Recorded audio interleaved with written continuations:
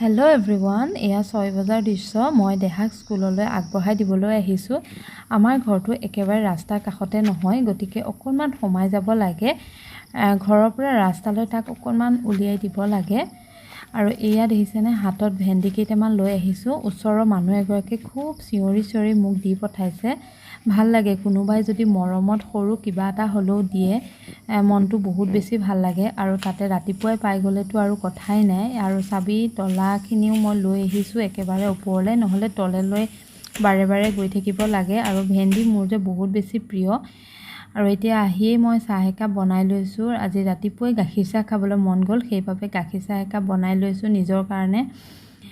মোৰ গেছৰ প্ৰব্লেম ইমান বেছি নাই, যদিহে গেছৰ প্ৰব্লেম থাকে, কিন্তু গাখীৰ চাহটো একদম খাব নালাগে, বহুত বেছি বেয়া। আৰু লগতে লৈ লৈছোঁ পপ এটা, এইটো কালিৰে হয় পপটো।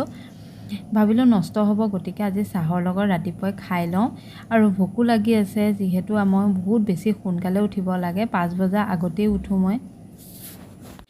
চাহকাপ খায়েই মই যিমান পাৰি সিমান সোনকালে ঘৰখন চাফা কৰাত লাগি যাওঁ।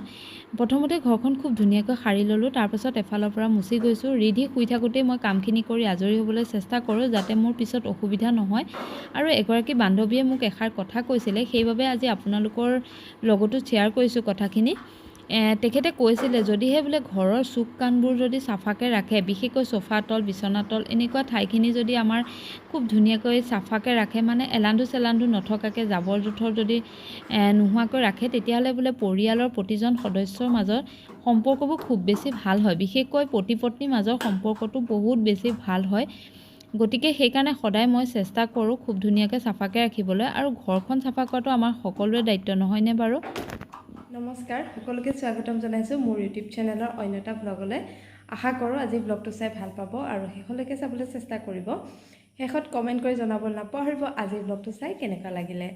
আৰু এতিয়া ৰাতিপুৱা 10 মান বাজিলে, মই গা পা ধুই উঠিলোঁ, ভাবিলোঁ ব্লগটো ষ্টাৰ্ট কৰি লওঁ। এতিয়াৰ পৰা আজি দিনটো কি কি কৰিম সেইখিনিকে আপোনালোকৰ লগত শ্বেয়াৰ কৰিম। ঠিক আছে, তেন্তে আহক আজি ব্লগটো এতিয়াৰ পৰা আৰম্ভ কৰোঁ।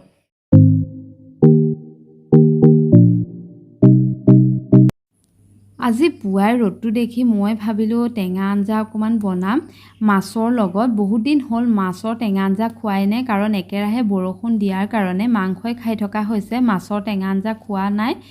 আৰু যদিও বাৰীখন বহুত বেছি জংঘল হৈ আছে, বাৰিষা যিহেতু, গতিকে বাৰীবোৰ বহুত বেছি জংঘল হয় খুব সোনকালে, জোকৰ ভয়। তথাপিতো ধুনীয়া ধুনীয়া কোমল কোমল চাই কেইটামান আগ আনিলোঁ টেঙা মৰাৰ, লগতে কেইটামান জলকীয়াও আনিলোঁ। বাৰীৰ জলকীয়াকেইটা ছিঙি আনি ভাতৰ লগত খাই সঁচাকৈ বহুত বেছি ভাল লাগে। আৰু এতিয়া টেঙা মৰাখিনি ধুই ধুনীয়াকৈ কুটি ল'লোঁ আৰু অকণমান নিমখ দি হাতেৰে মোহাৰি লৈছোঁ। আনফালে মোৰ মাছ ফ্ৰাই কৰিয়ে আছোঁ, অকণমান ভালকৈ ফ্ৰাই কৰিম, মানে অলপ সময় কৰিম আৰু অকণমান ৰঙচুৱা হোৱালৈকে ফ্ৰাই কৰি আছোঁ।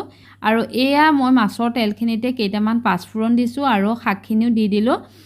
শাকখিনি বৰ বিশেষ মই মিহি কৰা নাই, এনেও গলি যাবই। আৰু এতিয়া তাতে সোৱাদ অনুসৰি অকণমান হালধি দিছোঁ আৰু অকণমান নিমখ দিছোঁ, কাৰণ মই হাতেৰে মোহাৰতে অকণমান নিমখ দিয়েই থৈছিলোঁ। আৰু এতিয়া ভালকৈ গলি যোৱালৈকে ভাজি থাকিম। এনেও টেঙামৰা শাক গলোতে বহুত বেছি সময় নালাগে, 1-2 মিনিটৰ ভিতৰতে গলি যায়। আৰু এতিয়া তাতে মই আলু দিছোঁ। বহুত মানুহে আলু নিদিয়ে, মই অকণমান ডাঠ হ'লে ভাল পাওঁ, সেইকাৰণে দাইলত দিয়া আলু আছিলে তাকে মই ধুনীয়াকৈ ভাঙি দিছোঁ, যাতে দাইলটো অলপ ডাঠ হয়। আৰু এতিয়া গৰম পানী দি পেলাই ফ্ৰাই কৰি থোৱা মাছখিনিও দি দিছোঁ। এতিয়া ভালকৈ উতলিবলৈ দিম। কিছু সময় উতলাৰ পাছত মোৰ এই টেঙা আঞ্জা ৰেডি হৈ গ'ল। আৰু এই আঞ্জাখন সঁচাকৈয়ে ইমান বেছি সহজ হয় আৰু খুব কম সময়তে ভিতৰতে বনাব পাৰি। একদম সাধাৰণ যদিও আমাৰ সকলোৰে প্ৰিয়, নহয়নে বাৰু? আৰু মোৰ এই বাতিটো দেখি কাৰ কাৰ লোভ লাগিছে আপোনালোকে কমেণ্ট কৰি জনাবলৈ নাপাহৰিব।